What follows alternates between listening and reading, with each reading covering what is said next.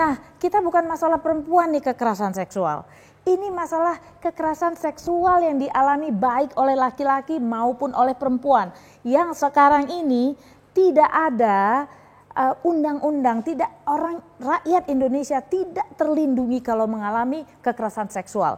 Nah, kita dengar dulu dari Kakak Cassandra.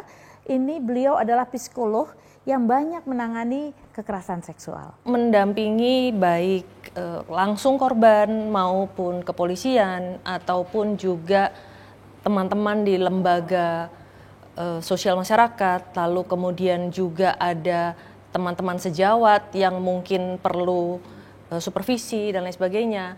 Yang jelas itu ternyata masalah penanganan kekerasan seksual di Indonesia itu masih sangat jauh sekali dari harapan. Nah, terakhir itu sampai kami membuat sebuah survei untuk mengetahui persepsi masyarakat terhadap penanganan kekerasan seksual di Indonesia. Ternyata hasilnya sangat memprihatinkan. Hampir 90% itu menyatakan bahwa kampanye anti kekerasan seksual itu tidak efektif. Lalu kemudian juga penanganan kekerasan seksual baik dari tingkat kepolisian, kejaksaan, bahkan sampai pengadilan itu masih sangat mengecewakan. Cukup memuaskan di kepolisian, artinya 50% tingkat kepuasannya dibandingkan ketidakpuasannya di tempat lain itu di kejaksaan atau bahkan juga pada saat pengadilan itu bisa mencapai 70-80% itu tidak puas dengan penanganan kekerasan. Nah, terutama juga dengan masalah kebijakan hukumnya. Artinya ketika pembuktian itu menjadi sangat sulit, terutama ketika harus ada saksi dan bukti-bukti. Nah, pada saat terjadi kekerasan seksual, itu sangat sulit untuk memperoleh saksi dan bukti-bukti. Dan kenyataannya sehingga akhirnya yang kita lihat sekarang fenomenanya, para korban itu kemudian jadi menggunakan jalur yang lain. Karena apa? Karena untuk melaporkan suatu kekerasan seksual itu sangat sulit, sangat panjang, sangat menghabiskan waktu, tenaga, dan biaya. Sehingga akhirnya justru kebanyakan keluarga dan mungkin korban lalu melepaskan atau memutuskan untuk tidak melanjutkan sebuah pengaduan. Karena akhirnya justru semakin memberatkan. Ini tentu saja menjadi keprihatinan kita bersama. Mereka mengalami trauma yang akhirnya sangat berkepanjangan dan negara kita ini juga punya masalah dalam kebijakan untuk penanganan trauma. Karena ternyata sulit untuk bisa diperoleh penanganan trauma yang jangka panjang. Sementara para korban ini sangat memerlukan pendampingan, kemudian pemulihan, dan juga tentu saja pendampingan dalam penanganan hukumnya supaya bisa dilakukan penindakan tegas terhadap pelaku.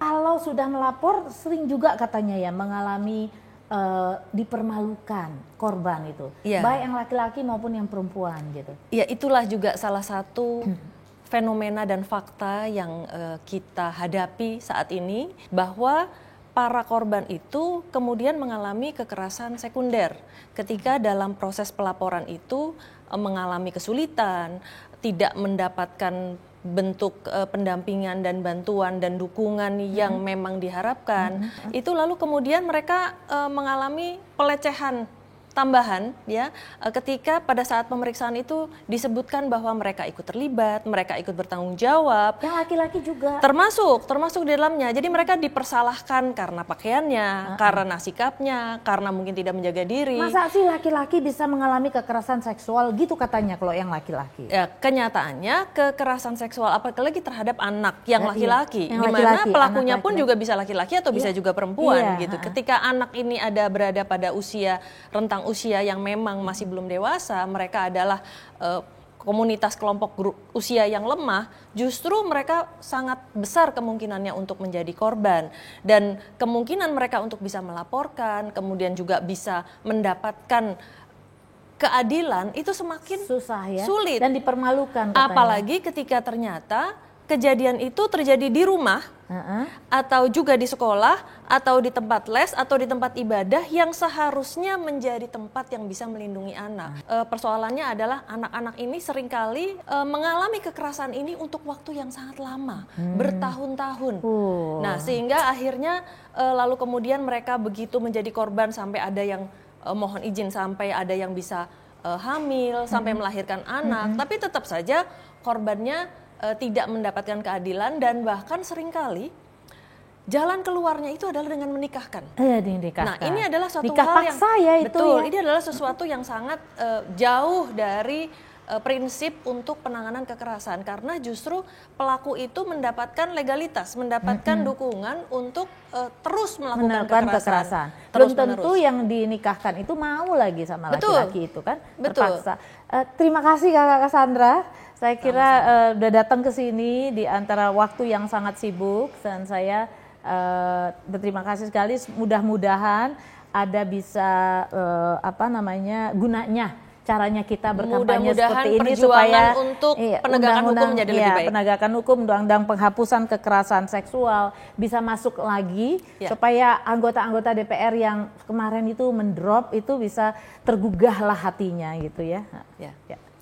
Kejadiannya tuh ini yang pelakunya tuh guru les saya, les yang resmi. Jadi waktu SD dulu tuh ada guru kursus dari sekolahan resmi.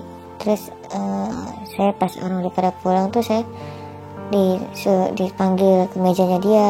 Kamu tahu nggak nama sekelas kamu estimasi si A misalnya gitu, pasang internet di rumahnya bapak yang pasangin katanya.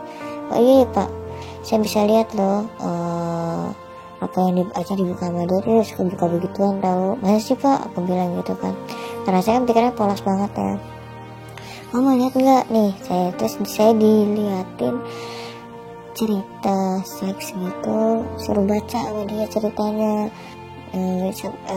Dia bener lah bacanya, harus pelan-pelan bacanya dari gitu. Ya karena saya nurut-nurut aja, karena saya kan nggak ada curiga, saya baca aja gitu.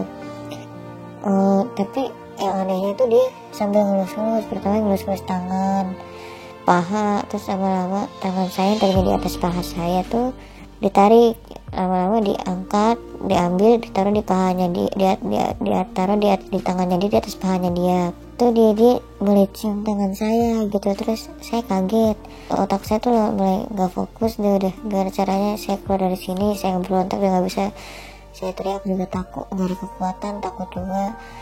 Saya nggak baca, saya scroll aja. Terus dia curiga gitu, kok kamu bacanya nggak kamu baca ya? Baca kok Pak, ini. Ketika dia udah mulai nggak fokus, dia mulai ciumin tangan saya lagi. Saya baca lagi cepat.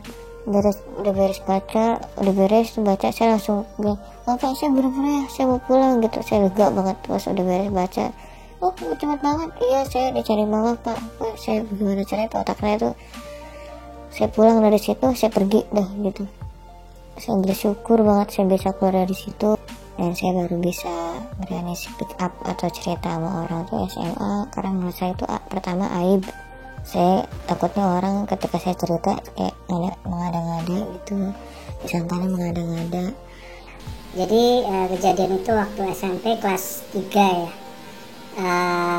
pulang dari kebaktian gereja, malam-malam sekitar jam 11. Seorang senior saya di gereja yang waktu itu sepertinya sudah lulus kuliah ya, menghampiri saya, lalu mengajak saya ikut dia naik motor. Nah saya pikir ngapain dia malam-malam dia ngajak saya kan punya motor sendiri ya, tapi saya ikut aja ya. Kemudian sepanjang jalan, saya kaget, tangan dia tiba-tiba ke belakang dan memegang-megang, kemaluan saya. Nah itu berlangsung sepanjang jalan, dan saya yang jauh lebih kecil dari dia merasa ketakutan lah, mau lompat dari motor juga nggak berani, mau ngomong pun sebenarnya juga nggak berani.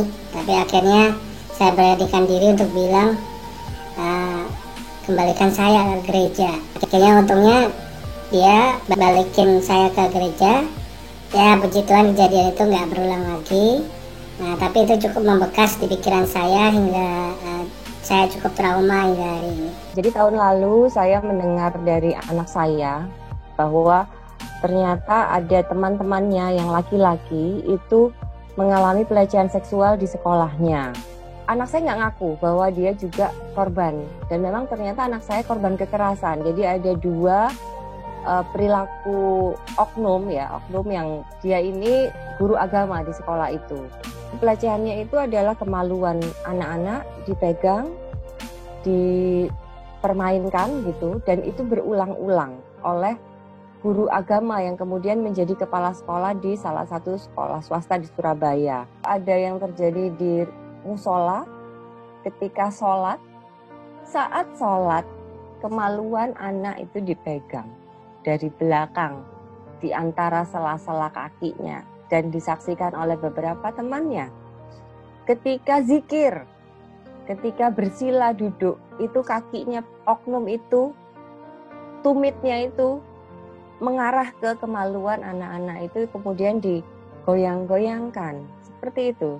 Saat wudhu, saat di kelas, dan ya seperti itu kejadiannya. Kita tidak tahu apa yang terjadi dengan mereka, tapi mereka ini bukan tidak ada apa-apa loh. Mereka ini menyimpan satu luka batin, satu trauma yang kita nggak pernah tahu. Amit-amit jangan sampai terjadi, mereka adalah pelaku berikutnya. Kejadian ini bukan hanya menimpa anak-anak angkatan anak saya, tapi juga angkatan di atasnya. Kemudian saya kumpulkan ada sekitar 8 orang yang akhirnya awalnya mau untuk melanjutkan kasus ini ke ranah hukum.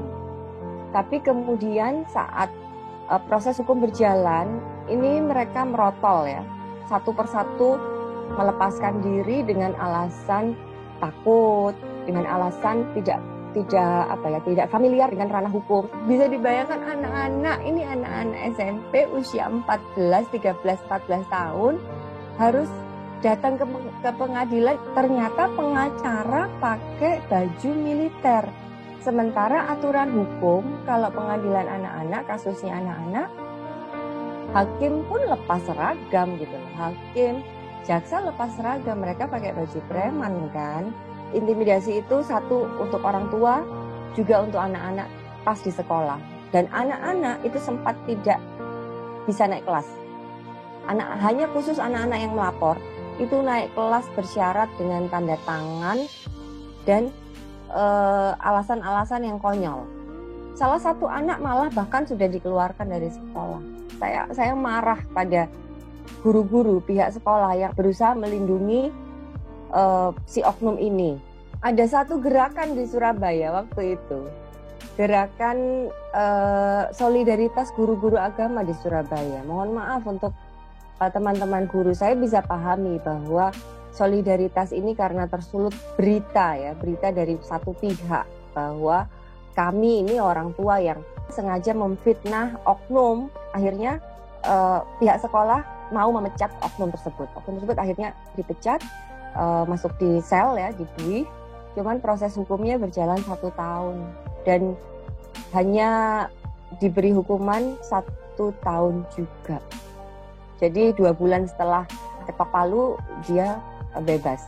How come seorang guru, apalagi guru agama, kemudian menjadi kepala sekolah melakukan hal-hal yang tidak senonoh, yang merusak, saya bilang itu merusak mental, merusak jiwa dan merusak karakter. Tapi memang butuh undang-undang yang lebih kuat untuk menetapkan hukuman, karena efek jera itu penting. Karena predator di luar sana kita tidak bisa deteksi jumlahnya berapa. Kalau ada efek jera yang bisa terlihat, bisa dipikirkan oleh mereka pelaku ini untuk berhenti melakukan itu. Saat ini sudah ada yang mengambil inisiatif untuk membuat petisi online, yaitu Lentera Indonesia, untuk mendukung disahkannya Undang-Undang Penghapusan Kekerasan Seksual. Saat ini sudah segini nih yang tanda tangan. Dan kita perlu lebih banyak lagi tanda tangan, berjuta-juta tanda tangan dibutuhkan untuk menggolkan ini. Ayo tanda tangani hashtag mulai bicara, hashtag gerak bersama.